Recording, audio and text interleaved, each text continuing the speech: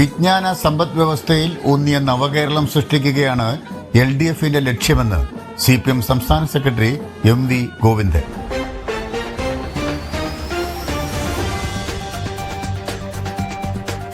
വാർത്തകൾ വിശദമായി. CPM കോട്ടയം ജില്ലാ സമ്മേളനത്തിന്റെ ഭാഗമായി ചങ്ങനാശ്ശേരി ഏരിയ കമ്മിറ്റി സംഘടിപ്പിച്ച സാംസ്കാരിക ഘോഷയാത്രയോടനുബന്ധിച്ച് വൈക്കം സത്യാഗ്രഹത്തിന്റെയും സവർണ ജാഥയുടെയും 100ാമത് വാർഷികം എന്ന വിഷയത്തിൽ നടത്തിയ നവോത്ഥാന സദസ്സ് ഉദ്ഘാടനം ചെയ്തുകൊണ്ട് സംസാരിക്കുകയായിരുന്നു സഖാവ് MV ഗോവിന്ദൻ. അടിസ്ഥാന വിഭാഗങ്ങളിൽ നിന്ന് ആരംഭിച്ച വലിയ രീതിയിലുള്ള ഇടപെടലുകളിലൂടെയാണ് സത്യം പറഞ്ഞാൽ നവോത്ഥാന പ്രസ്ഥാനം വളർന്ന് വികസിച്ചത്.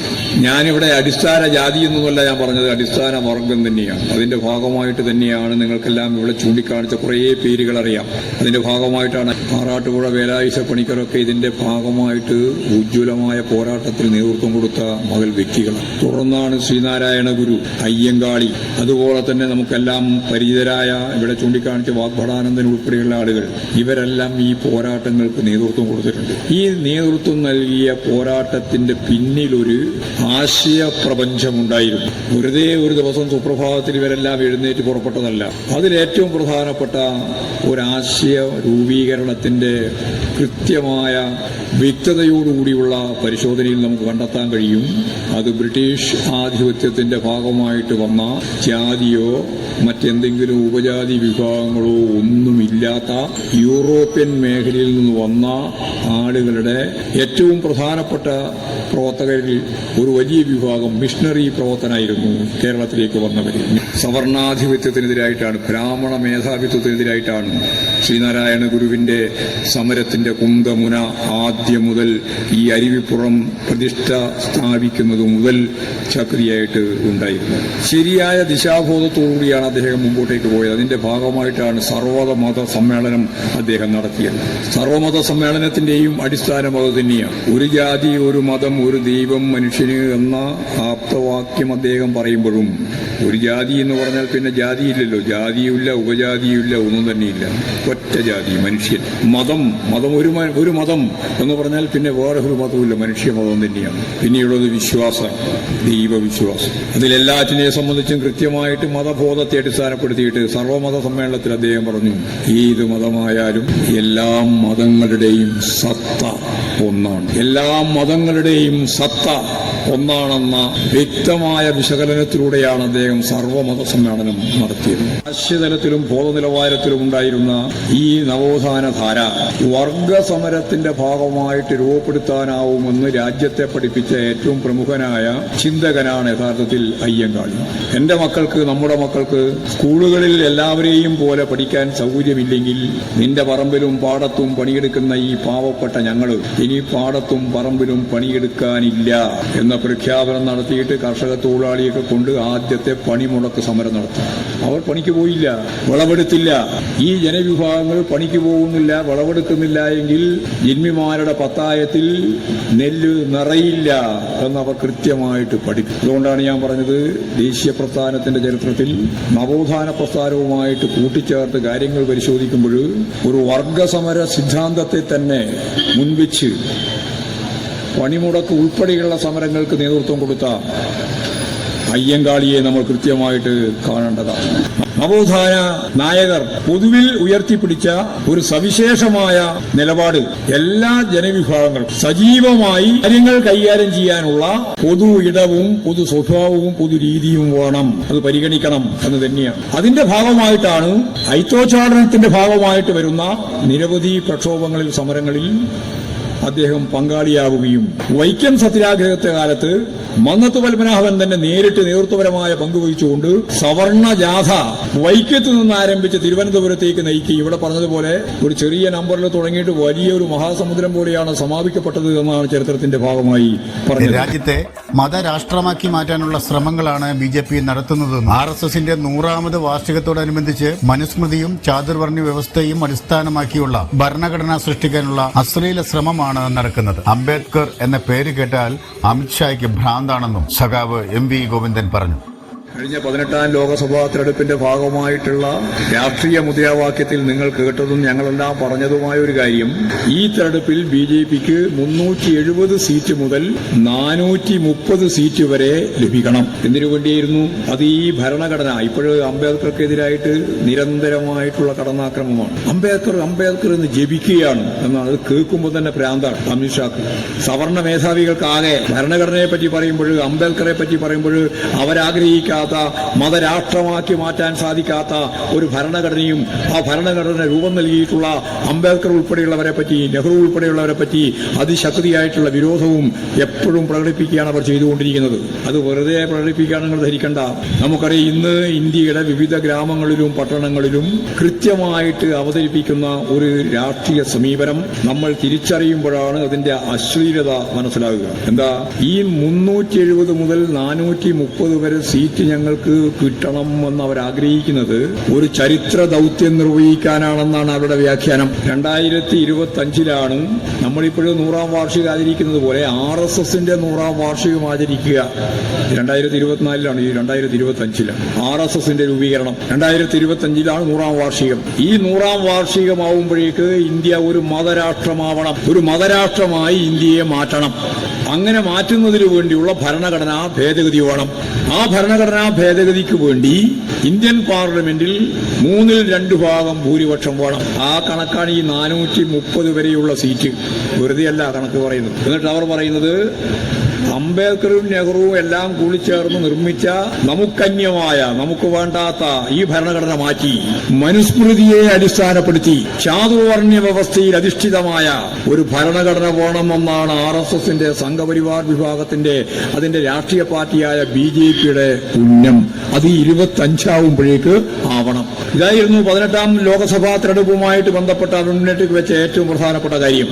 അതുകൊണ്ടാണ് ഞാൻ പറഞ്ഞത്, റിപ്പബ്ലിക്കായിട്ട് തന്നെ പതിറ്റാണ്ടുകൾ കഴിഞ്ഞ് ഇന്നത്തെ ഇന്ത്യയിൽ യാതൊരു തരത്തിലുള്ള മാനസിക കുത്തുമില്ലാതെ മനുസ്മൃതിയും ചാതുർവർണ്ണ്യ വ്യവസ്ഥയും അടിസ്ഥാനപ്പെടുത്തിയിട്ടുള്ള ഒരു രാജ്യം സൃഷ്ടിക്കാൻ ഭരണഘടന ഭേദഗതി ചെയ്യണം എന്ന് പറയുന്നതിനെയാണ് ഞാൻ പറഞ്ഞത് അത് അശ്ലീലമാണെന്നും. ഇത് ഇന്ത്യയിലുടനീളം ഇപ്പോഴും നല്ല സ്വാധീനമുണ്ടെന്നല്ലേ BJPക്ക് 2ാം ടേം കഴിഞ്ഞ് 3ാമത്തെ ടേമിലും ഐക്യമുന്നണിയാണെങ്കിലും അധികാരത്തിൽ വരാൻ കഴിഞ്ഞത്? അവർക്ക് ചെറിയ ശതമാനം വോട്ടിന്റെ കുറവ് മാത്രമല്ലേ ഉള്ളൂ. യഥാർത്ഥത്തിൽ കോൺഗ്രസ് ഉൾപ്പെടെയുള്ള ഇന്ത്യ ബ്ലോക്ക് ശരിയായ രീതിയിൽ മുന്നോട്ടേക്ക് പോയിരുന്നുവെങ്കിൽ നമുക്ക് ബ്ലോക്കിന് കുറവ് 2% വോട്ടാണ്. 38 MPമാരെ കൂടി കിട്ടിയിരുന്നുവെങ്കിൽ ചിത്രം അങ്ങോട്ട് മാറുകയായിരുന്നു. ഏതായാലും ഒരു കാര്യം ഞാനിപ്പോഴും പറയാണ്, അത് ഈ ഭരണഘടന ഭേദഗതി ചെയ്ത് ഒരു മതരാഷ്ട്രമാക്കി മാറ്റാൻ, ഇന്നത്തെ ഭരണഘടന ഇല്ലായ്മ ചെയ്യാൻ അവർക്ക് സാധിച്ചില്ല എന്നത് കഴിഞ്ഞ തെരഞ്ഞെടുപ്പിൽ നമുക്ക് കിട്ടിയ ഏറ്റവും വലിയ നേട്ടം. നവോത്ഥാന നായകന്മാർ പടുത്തുയർത്തിയ മതനിരപേക്ഷതയെ വർഗീയവൽക്കരിക്കാനുള്ള ശ്രമങ്ങളാണ് നടക്കുന്നത്. നവോത്ഥാന പ്രസ്ഥാനത്തിന്റെയും ദേശീയ പ്രസ്ഥാനത്തിന്റെയും പാരമ്പര്യത്തിലാണ് രാജ്യത്ത് കമ്മ്യൂണിസ്റ്റ് പാർട്ടി പ്രവർത്തിക്കുന്നതെന്നും അടുത്ത നിയമസഭാ തെരഞ്ഞെടുപ്പിൽ 100-ലധികം സീറ്റുകൾ നേടി LDF അധികാരത്തിൽ വരുമെന്നും സഖാവ് MV ഗോവിന്ദൻ പറഞ്ഞു.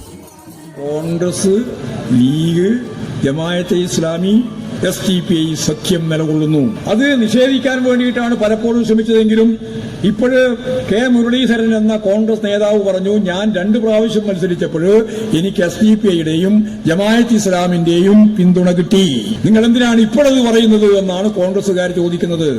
ഇപ്പോഴും ഞങ്ങളെല്ലാം ഈ കാര്യം പറഞ്ഞത് ഏറ്റവും അവസാനത്തെ ഉദാഹരണം 18ാം ലോകസഭാ തെരഞ്ഞെടുപ്പിലും അതിനുശേഷമുള്ള പാലക്കാട് ഉപതെരഞ്ഞെടുപ്പിലും ഇതേ കൂട്ടുകെട്ടാണ് നിങ്ങൾ രൂപീകരിച്ച് മുമ്പോട്ടേക്ക് പോയത്. ഇതേ കൂട്ടുകെട്ടാണ്. ഇപ്പോ കാസർഗോഡ് മുതൽ ഇങ്ങോട്ട് കണ്ണൂർ, കാസർഗോഡ്, വടകര ഈ മേഖലയിലൊക്കെ 1 ലക്ഷം വോട്ടിന് അവർ ജയിക്കുന്നു എന്ന് പറഞ്ഞാൽ UDFന്റെ വോട്ടാണോ? അതെല്ലാം മുസ്ലിം സാന്ദ്രതയുള്ള കേന്ദ്രങ്ങളാണ്. അവിടെ ഒരു 5000, 10,000 വോട്ട് ജമാഅത്തെ ഇസ്ലാമിനും അതുപോലെ SDPIക്കും ഉണ്ട് ഒരു മണ്ഡലത്തിൽ. അങ്ങനെയുള്ള 7 മണ്ഡലം. അപ്പോ ഏതാണ്ട് 1 ലക്ഷം, 1.5 ലക്ഷത്തിലധികം വോട്ട് ഈ പറയുന്ന വർഗീയവാദിയുടെ വോട്ടാണ് നിങ്ങൾക്ക് കിട്ടിയത്. UDFന് അവരാരും സ്ഥാനാർത്ഥി നിർത്തിയില്ല. UDFന്റെ വോട്ട് കൊണ്ടല്ല 18ാം ലോകസഭാ തെരഞ്ഞെടുപ്പിൽ നിങ്ങൾ ജയിച്ചത് എന്ന് ഞങ്ങൾ പറഞ്ഞപ്പോ ആദ്യം അവർ സമ്മതിച്ചില്ലെങ്കിലും ഇപ്പോൾ അവർക്ക് സമ്മതിക്കേണ്ടി വന്നില്ലേ? അതിന്റെ ഏറ്റവും അവസാനത്തെ ഉദാഹരണമായിരുന്നു നിങ്ങൾക്കെല്ലാം അറിയുന്ന ഈ പുതിയ ഉപതെരഞ്ഞെടുപ്പ് നടന്ന പാലക്കാട് AK ആന്റണി തന്നെ പറഞ്ഞത് എനിക്ക് അത്ഭുതം തോന്നുന്നു 18,000 വോട്ടിന്റെ ഭൂരിപക്ഷം. ഒരത്ഭുതവും വേണ്ട AK ആന്റണി എന്ന് തന്നെ ഞാൻ പറഞ്ഞു. എന്താ കാര്യം? 4,500 വോട്ട് BJPയിൽ നിന്ന് അവർ വാങ്ങി. ഞാൻ ഉപയോഗിച്ച പദം അങ്ങനെ തന്നെയാണ്, വാങ്ങി. 4,500 വോട്ട്. 10,000 വോട്ട് SDPI നൽകി എന്ന് അവർ തന്നെ പത്രസമ്മേളനം വിളിച്ചു പറഞ്ഞു. നിങ്ങൾക്ക് നിഷേധിക്കാനൊന്നും പറ്റിയില്ല. 10,000 വോട്ട് ഞങ്ങൾ കൊടുത്തു. ജമാഅത്ത് ഇസ്ലാമിന് 3,000 വോട്ടുണ്ട്. അപ്പോ 4,500, ഈ 4,000, പിന്നെ ഈ 10,000, 18,000-ലധികം വോട്ട് നിങ്ങൾക്ക് ഈ പറയുന്ന വർഗീയവാദികളിൽ നിന്ന്, ഭൂരിപക്ഷ വർഗീയതയിൽ നിന്നും ന്യൂനപക്ഷ വർഗീയതയിൽ നിന്നും നിങ്ങൾ നേടി. അവിടെ ജയിച്ചു എന്ന് പ്രഖ്യാപിക്കുന്നതിന് മുമ്പ് വിക്ടോറിയ കോളേജിന്റെ മുമ്പിൽ നിന്ന് ആരംഭിച്ച പ്രകടനം SDPIയുടെ പ്രകടനമാണ്. അപ്പോൾ ഒരു സഖ്യകക്ഷിയെ പോലെ തീവ്രവാദ നിലപാട് സ്വീകരിക്കുന്ന വർഗീയ പ്രസ്ഥാനമായ ജമാഅത്ത് ഇസ്ലാമിയെയും SDPIയെയും ചേർത്തുകൊണ്ട് നിങ്ങൾ ഐക്യമായിട്ടാണ് UDF മുന്നോട്ടേക്ക് പോകുന്നത്. ദൂരവ്യാപകമായ ഫലമുളവാക്കും. നിങ്ങളിൽ ചർച്ചയാവും, കുഴപ്പമുണ്ടാവും. ലീഗിൽ അതിനേക്കാളും വലിയ പ്രശ്നം ഉണ്ടാവും. ഒരു സംശയവും വേണ്ട. വർഗീയതക്കെതിരായിട്ട് നിലകൊള്ളുന്നു മതനിരപേക്ഷ സെക്യുലർ സമീപനമാണ് ഞങ്ങൾ എന്ന് പറയാൻ ഇനി എന്ത് അവകാശമാണ് ലീഗിനുണ്ടാകുക? നിങ്ങളുടെ ശക്തിയാരാ? അതിന് വേണ്ടിയിട്ട് നിലകൊള്ളുകയാണ്. BJPക്ക് നിങ്ങൾക്കറിയാലോ, കോൺഗ്രസിന് കഴിഞ്ഞ പ്രാവശ്യം കിട്ടിയ വോട്ടിൽ 86,000 വോട്ട് BJPക്ക് പ്രത്യേകിച്ച് ക്രിസ്ത്യൻ മിഷണറിമാർ ഉൾപ്പെടെ ഉപയോഗപ്പെടുത്തിയിട്ട് മാറ്റിയിട്ട് അതിൽ നിന്നാണ് 74,000 വോട്ടിന് തൃശൂരിൽ ജയിച്ചത് BJP. വെറുതെ ജയിച്ചതല്ല, 86,000 വോട്ട് കോൺഗ്രസിന് കിട്ടിയ വോട്ട് കുറഞ്ഞു. ആ വോട്ട് മിക്കവാറും BJPക്ക് കിട്ടി, സുരേഷ് ഗോപിക്ക് കിട്ടി. ആ കിട്ടിയ വോട്ടിന്റെ ഭാഗമായിട്ട് 74,000 വോട്ടിന് ജയിച്ചു. ഞങ്ങളെ കുറച്ച് വോട്ട് കൂടി അതിന്റെ ഭാഗമായിട്ട് പോയിട്ടുണ്ട്. അതുകൊണ്ട് അവർക്ക് മൊത്തം 1,00,000-ലധികം വോട്ട് കൂടുതൽ കിട്ടി. 1,00,000-ലധികം വോട്ട് കൂടുതൽ കിട്ടിയപ്പോൾ 74,000 വോട്ടിന് ജയിച്ചു. ആ 74,000 വോട്ട് കോൺഗ്രസിന്റെ വോട്ടാണ്. നിയമത്തിന് മുമ്പ് BJPയെ ജയിപ്പിച്ചതുപോലെ, O രാജഗോപാലിനെ ജയിപ്പിച്ചതുപോലെ നിങ്ങളാണ് തൃശൂരിൽ BJPയെ ജയിപ്പിച്ചത്, കോൺഗ്രസ്. ഓരോ സ്ഥലത്തും തക്കം നോക്കി വർഗീയ ശക്തികളുമായി ചേർത്ത് ഇനി 3ാം ടേമിലേക്ക് ഇടതുപക്ഷ ജനാധിപത്യ മുന്നണി ഗവൺമെന്റ് പോകരുത് എന്നാഗ്രഹിക്കുന്ന UDF ആയാലും ഇതിന്റെ ഭാഗമായി ലീഗ് ആയാലും നിങ്ങളെല്ലാം എന്താ ആഗ്രഹിച്ചില്ലെങ്കിലും ഈ കേരളം ഇന്നത്തെ പരിതസ്ഥിതിയിൽ കഴിഞ്ഞ പ്രാവശ്യം 2019 തെരഞ്ഞെടുപ്പിൽ ഞങ്ങൾക്ക് ഒറ്റ സീറ്റ് കിട്ടിയപ്പോൾ നിങ്ങൾക്ക് 123 സീറ്റിൽ ഭൂരിപക്ഷം ഉണ്ടായിരുന്നു. കേരള അസംബ്ലിയുടെ ഭാഗമായിട്ട് 123 സീറ്റ്. അപ്പോഴാണ് നിങ്ങളെല്ലാം പറഞ്ഞത് ഈ ടേം അവസാനിച്ചു, പിണറായി വിജയന്റെ അന്ത്യം. എന്നിട്ട് തെരഞ്ഞെടുപ്പ് നടത്തിയപ്പോഴാണ് 99 സീറ്റ് കിട്ടിയത്, 99. ഇപ്രാവശ്യം ഒരു സീറ്റ് മാത്രമേ കിട്ടിയിട്ടുള്ളൂ. നിങ്ങൾക്ക് 111 സീറ്റിൽ ഭൂരിപക്ഷമുണ്ട് എന്നാണ് നിങ്ങൾക്ക് വാദിക്കുന്നത്. നേരത്തെ 123-ൽ 99 നമുക്ക് കിട്ടി. ഇപ്പൊ 111. ആ 111-നെ മറികടക്കാൻ ഒരു സംശയവും വേണ്ട. 100-ലധികം സീറ്റ് ഇടതുപക്ഷ ജനാധിപത്യ മുന്നണിക്ക് ഈ കേരളത്തിൽ നേടാനാവും. അതിന് സാധിക്കത്തക്ക രീതിയിലുള്ള ആശയ വ്യക്തതയോടുകൂടിയുള്ള ഒരു ആശയ പ്രപഞ്ചം നമുക്ക് കേരളത്തിലും ഇന്ത്യയിലും രൂപപ്പെടുത്താൻ സാധിക്കണമെന്നതാണ് നമ്മൾ ഉദ്ദേശിക്കുന്നത്. 20 വർഷം കഴിയുമ്പോൾ 400 വർഷക്കാലത്തെ വളർച്ച നേടിയ വികസിത രാജ്യങ്ങളിലെ ജനങ്ങളുടെ ജീവിത നിലവാരത്തിലേക്ക് കേരളത്തിലെ ജനങ്ങളുടെ ജീവിത നിലവാരം മെച്ചപ്പെടുത്തുവാൻ കഴിയുന്ന നവകേരളം സൃഷ്ടിക്കുകയാണ് LDFന്റെ ലക്ഷ്യം. ജനാധിപത്യ മുന്നണി ചൂണ്ടിക്കാണിക്കുന്ന ഈ നവകേരളം സൃഷ്ടിക്കുക എന്നുള്ളത് അതിന്റെ ആശയതലവുമുണ്ട്, അതിന്റെ സാമ്പത്തിക ഘടനയുമുണ്ട്. സാമ്പത്തിക ഘടന എന്ന് പറയുന്നത് മനുഷ്യന് ജീവിക്കാൻ സാധിക്കുന്ന മൗലികമായ എല്ലാ സൗകര്യങ്ങളും നേടുക, അവന് വീടുണ്ടാവുക, അവൻ പട്ടിണി കിടക്കേണ്ടതില്ല എന്ന് ഉറപ്പുവരുത്തുക, വിദ്യാഭ്യാസം നേടാൻ സൗകര്യം കിട്ടുക, ആരോഗ്യ പരിപാലനം കൃത്യമായിട്ട് കൈകാര്യം ചെയ്യുക, തൊഴിൽ ലഭിക്കാനുള്ള സാഹചര്യം ഉണ്ടാകുക. ഇതെല്ലാം മൗലികമായ കാര്യങ്ങളാണ്. ഇതൊക്കെ നമുക്ക് 10-20 കൊല്ലം കൊണ്ട് കേരളത്തിന് നേടിയെടുക്കാനാവും. തൊഴിലില്ലായ്മ ഉൾപ്പെടെയുള്ള പ്രശ്നം നമുക്ക് പരിഹരിക്കാനാവും. നമ്മൾ ഇന്നേ വരെ ആ ഒരു അവകാശവാദം ഉന്നയിച്ചവരല്ല, പക്ഷെ സാധിക്കും. ഇപ്പോഴും തന്നെ 2,40,000 സ്വയം സംരംഭകരെ രജിസ്റ്റർ ചെയ്ത നാടാണ്. ഇന്ത്യയിൽ 1ാം സ്ഥാനത്താണ് കേരളം. അതിന്റെ ഭാഗമായിട്ട് 7 ലക്ഷത്തോളം ആളുകൾക്ക് തൊഴിൽ കൊടുക്കാൻ നമുക്ക് സാധിച്ചു. അതിന്റെ പുറമെ 2-3 ലക്ഷം ആളുകൾക്ക് കൂടി തൊഴിലായി. ഇനി വിഴിഞ്ഞം ഉൾപ്പെടെയുള്ള പദ്ധതികളെല്ലാം അങ്ങോട്ട് കമ്മീഷൻ ചെയ്ത് വരുമ്പോഴേക്ക് ചിത്രം അങ്ങോട്ട് മാറും. കൊച്ചിയിൽ നിന്ന് കോയമ്പത്തൂരിലേക്ക് കോറിഡോർ വ്യാവസായിക ശൃംഖല സൃഷ്ടിക്കാനാണ്. വ്യവസായ വകുപ്പ് മന്ത്രി പറഞ്ഞതുപോലെ 14,000 ആളുകൾ കേരളത്തിൽ വ്യവസായ സംരംഭവുമായിട്ട് ബന്ധപ്പെട്ട് മുതൽ മുടക്കാൻ തയ്യാറായിട്ട് വരികയാണ്. ഇതൊരു വിജ്ഞാന സമൂഹമായിട്ടാണ് നമ്മൾ ഉയർത്താൻ ഉദ്ദേശിക്കുന്നത്. കേവലമായ വിജ്ഞാന സമൂഹം മാത്രമല്ല, വിജ്ഞാന സമ്പത്ത് വ്യവസ്ഥയാണ്. അങ്ങനെ വരുമ്പോൾ നമ്മുടെ കേഡസ്കും അതുപോലെ തന്നെ കേരള എക്കണോമിക് മേഖലയിൽ നമ്മൾ കൈകാര്യം ചെയ്യാൻ തീരുമാനിച്ചിട്ടുള്ള ഒരു മിഷൻ നമ്മൾ വർക്ക് ചെയ്തുകൊണ്ടിരിക്കുകയാണ്. അതിന്റെ എല്ലാ ഭാഗമായിട്ട് നമുക്ക് തൊഴിൽ കൊടുക്കാനുള്ള സാധ്യത വളരെ കൂടുതലാണ്. ഇങ്ങനെ എല്ലാ തലങ്ങളും ചേർത്തുകൊണ്ട് ഒരു 10-20 വർഷം കഴിയുമ്പോൾ കേരളത്തെ 400 വർഷക്കാലത്തെ വളർച്ച നേടിയ വികസിത രാജ്യങ്ങളിലെ ജനങ്ങളുടെ ജീവിത നിലവാരത്തിലേക്ക്, കേരളത്തിലെ ജനങ്ങളുടെ ജീവിത നിലവാരത്തെ മെച്ചപ്പെടുത്താൻ കഴിയുന്ന ഒരു സാമ്പത്തിക ഘടനയാണ് നമ്മൾ ഉദ്ദേശിക്കുന്നത്. ഇത് കേരളത്തിൽ മാത്രം ചെയ്യാൻ സാധിക്കുന്ന ഒന്നാണ്. കേന്ദ്ര ഗവൺമെന്റ് നമ്മളെ അവഗണിച്ചുകൊണ്ടിരിക്കുന്നു. പക്ഷെ അവരുടെ അവഗണന തന്നെ അതിജീവിച്ചുകൊണ്ട് നമുക്ക് ഈ പറയുന്ന രീതിയിൽ ഫലപ്രദമായി നേരത്തെ ഞാൻ പറഞ്ഞ വിജ്ഞാന സമ്പത്ത് വ്യവസ്ഥയിലേക്ക് നീങ്ങാനാവണം. ഇരുമ്പുരുക്ക് വ്യവസായമൊന്നും നമുക്ക് കേരളത്തിൽ സാധിക്കില്ല. പക്ഷേ ബുദ്ധി മൂലധനമായി ഉപയോഗിച്ചുകൊണ്ടുള്ള ഫലപ്രദമായ കാഴ്ചപ്പാടോടുകൂടി നമുക്ക് സമ്പത്ത് വ്യവസ്ഥ കൈകാര്യം ചെയ്യാനാവണം. ആളോഹരി വരുമാനം ഏറ്റവും കുറഞ്ഞ സംസ്ഥാനങ്ങളിൽ ഒന്നായിരുന്നു കേരളം. ഇപ്പോഴേ ആളോഹരി വരുമാനത്തിൽ നല്ല മുന്നേറ്റം നേടാൻ കഴിഞ്ഞ സംസ്ഥാനത്തിന്റെ പട്ടികയിൽ കേരളമെത്തി. ഇനി 20 ലക്ഷം ആളുകൾക്ക് തൊഴിൽ നൽകും 5 കൊല്ലം കൊണ്ട് എന്ന നമ്മുടെ പ്രതിജ്ഞ പൂർത്തിയാക്കാനായാൽ ഇതിനേക്കാളും മെച്ചപ്പെടും. ഇനി ഒരു 10-20 കൊല്ലം കൂടി കഴിയുമ്പോഴേക്ക് ഞാൻ നേരത്തെ പറഞ്ഞ 400 കൊല്ലക്കാലത്തെ വികസനം നേടിയ സമൂഹത്തിൽ ജീവിക്കുന്ന മനുഷ്യരുടെ ജീവിത നിലവാരത്തിലേക്ക് കേരളത്തിലെ ജനങ്ങളുടെ ജീവിത നിലവാരം മെച്ചപ്പെടുത്താനാവുക എന്നതാണ് നവകേരളം. നവോത്ഥാന സദസ്സിൽ മന്ത്രി VN വാസവൻ അധ്യക്ഷനായിരുന്നു. CPM ജില്ലാ സെക്രട്ടറി AV റസൽ, സംസ്ഥാന കമ്മിറ്റി അംഗം K അനിൽകുമാർ, CPM ജില്ലാ നേതാക്കളായ KM രാധാകൃഷ്ണൻ, റജി സക്കറിയ, B ശശികുമാർ, കൃഷ്ണകുമാരി രാജശേഖരൻ, ജില്ലാ കമ്മിറ്റി അംഗങ്ങളായ KC Joseph, doctor PK Padmakumar, area secretary KD Sugathan എന്നിവർ പ്രസംഗിച്ചു. രാഷ്ട്രീയം ന്യൂസ്, ചങ്ങനാശ്ശേരി.